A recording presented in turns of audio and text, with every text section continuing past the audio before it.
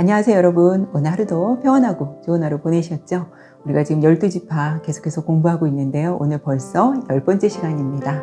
레아와 라헬이 계속 아들 낳기 경쟁을 해오다가 드디어 라헬이 아들을 낳습니다. 그 아들은 유명한 요셉인데요. 요셉은 사실상 12지파에 포함되진 않습니다. 대신에 요셉이 낳은 두 아들 므낫세와 에브라임이 그 12지파에 이제 합류하게 됩니다. 그래서 오늘 그 요셉이 낳은 첫째 아들 장남 므낫세와 함께 해보겠습니다. 오늘 주님이 우리에게 주신 말씀은 창세기 41장 51절 말씀 읽어드리겠습니다. 요셉이 그의 장남의 이름을 므낫세라 하였으니 하나님이 내게 내 모든 고난과 내 아버지의 온 지비를 잊어버리게 하셨다 하며 아멘. 레아가 4명의 아들을 낳자 자식이 없던 라헬은 자신의 여종 비라를 통해 2명의 아들을 낳습니다. 이에 질세라 레아 역시 자신의 여종 실바를 통해 2 아들을 낳습니다. 레아는 르우벤이 가져온 합한채를 라헬에게 주고 자식을 얻습니다. 그의 이름은 값을 지불하고 얻었다는 뜻의 이사갈이고 이어서 또 스불론을 낳습니다. 레아가 6명의 아들과 딸 1명을 낳는 동안 아직까지도 라헬의 자식은 없었습니다. 이쯤 하나님이 라헬을 생각하시며 그녀의 소원을 들으시고 드디어 태를 여셔서 사랑스러운 아들 요셉을 낳습니다. 얼마나 기쁘고 눈에 넣어도 아프지 않은 아들이었을까요? 그러나 라헬이 낳은 요셉은 엄밀히 말해 12지파에는 포함되지 않습니다.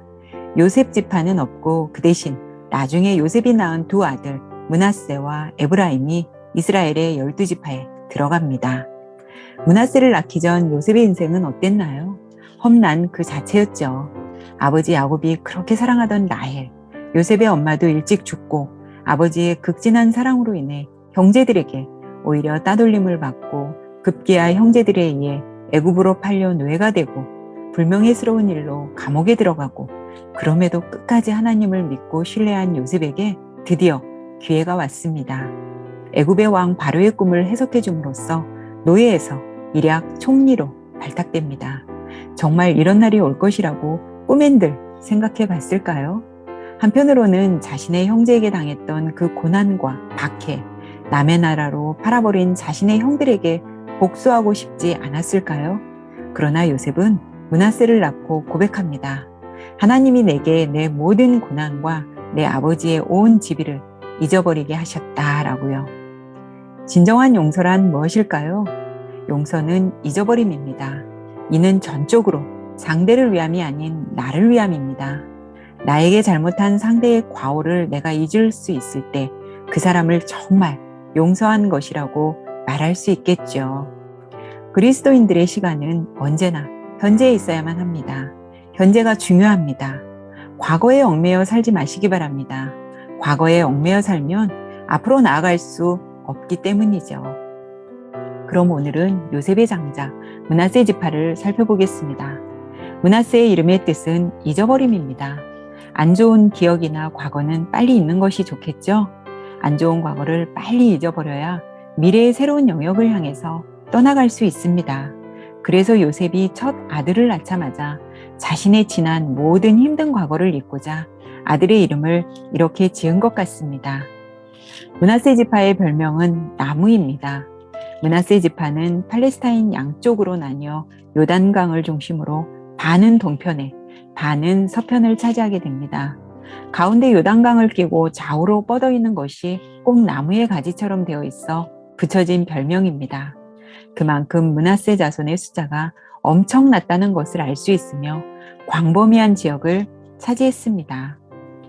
아버지 야곱은 그가 죽기 전에 자식들에게 축복을 하는데 이것은 단순한 축복이 아닌 예언적인 축복입니다. 야곱의 예언대로 야곱의 축복은 후일에 다 성취됨을 볼 수 있습니다. 창세기 48장 12절부터 14절 야곱의 축복을 보겠습니다. 요셉이 아버지의 무릎 사이에서 2 아들을 물러나게 하고 땅에 엎드려 절하고 오른손으로는 에브라임을 이스라엘의 왼손을 향하게 하고 왼손으로는 므낫세를 이스라엘의 오른손을 향하게 하여 이끌어 그에게 가까이 나아가매 이스라엘이 오른손을 펴서 차남 에브라임의 머리에 얹고 왼손을 펴서 므낫세의 머리에 얹으니 므낫세는 장자라도 팔을 엇바꾸어 얹었더라. 아멘. 끔찍이도 사랑했던 아들 요셉, 죽은 줄만 알았던 요셉이 애굽의 총리가 되어 아버지 야곱 앞에 나타났습니다. 뿐만 아니라 요셉이 야곱에게 두 아들을 데리고 옵니다. 죽었다 돌아온 아들, 요셉의 자식들을 보는 야곱의 마음, 야곱의 심정이 어땠을지 상상이 가시나요? 요셉과 요셉의 두 아들을 만난 야곱은 감격에 떨며 울고 있습니다.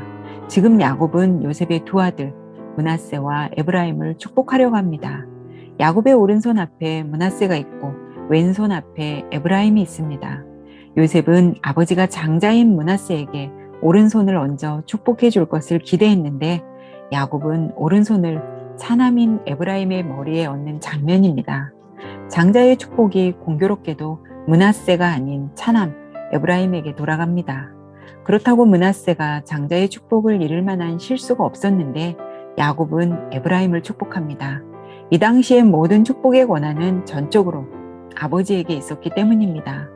물론 후일의 므낫세도 축복을 받기는 했지만 갑절의 축복은 에브라임에게 돌아갔습니다. 므낫세 지파는 유다 지파 다음으로 많은 인구를 거느린 지파입니다. 신명기 33장 모세의 축복을 보겠습니다. 그는 첫 숫송아지 같이 위엄이 있으니 그 뿔이 들소의 뿔 같도다. 이곳으로 민족들을 받아 땅끝까지 이르리니 곧 에브라임의 자손은 만만이요 므낫세의 자손은 천천이리로다. 아멘. 요단강을 중심으로 해서 나뭇가지처럼 혹은 들소의 뿔처럼 양쪽으로 므낫세와 에브라임 지파가 뻗어나갈 것을 모세가 예언합니다. 들소의 뿔을 한번 연상해 보세요. 성경에는 야곱과 모세가 왜 장남인 므낫세가 아닌 에브라임을 축복했는지에 대한 언급은 없습니다. 축복을 덜 받았다고 해서 에브라임을 시기하고 질투했다는 내용도 찾아보기 힘듭니다. 각자 받은 축복대로 발전해 나가며 이들은 잘 살았습니다. 겸허한 자세로 받아들인 므낫세 지파는 시간이 점차 흘러갈수록 점점 강성해져 갔습니다. 므낫세 지파를 상징하는 보석이 있습니다. 므낫세 지파를 상징하는 보석은 백만호입니다.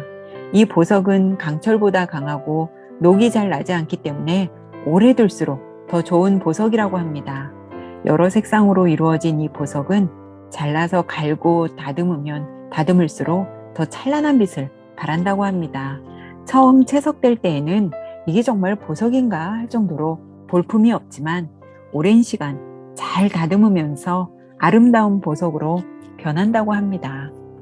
가나안에 들어가지 않고 요단 동편에 남아 사는 지파가 있었죠. 르우벤, 갓, 므낫세 반지파였습니다. 왜 므낫세는 반지파만 동편에 남았고 반은 서편에 살았을까요? 므낫세 지파에는 특별히 싸움을 잘하는 용사들이 많았고 인구 또한 엄청나게 불어났습니다. 성경에 보면 므낫세 반지파라고 들어보셨죠? 요단 동편 땅을 점령할 때 이들은 아모리족 속의 두 왕과 싸워야 했습니다. 이때 므낫세 지파의 활약이 두드러졌다고 하네요. 그래서 므낫세 지파에게도 요단 동편의 땅을 분배했는데 인구가 엄청나게 늘어있다 보니 다 들어갈 수 없어서 반은 동편에 반은 서편에 살게 된 것입니다. 장자이지만 차남에게 준 축복에 대해 시기하거나 질투하지 않고 묵묵히 받아들이며 발전해가는 므낫세 지파에게도 하나님은 많은 축복을 허락해 주셨습니다. 우리도 살면서 때로는 고난과 고통이 오기도 하죠. 심지어 가장 가까운 사람에게 배신을 당하기도 하고 내가 알지 못하는 사람들의 입에 오르내리기도 하죠. 그런데 여러분, 남이 하는 말에 너무 상처받고 속상해하지 마세요. 스펄전이 이런 말을 했습니다. 누군가 당신을 욕하고 비난하고 어떤 루머로 괴롭히거든 너무 상심하지 마라. 진짜 당신의 모습을 안다면 그 정도로 그치지 않았을 것이다. 우리는 하나님의 심판 앞에 정직해야 합니다.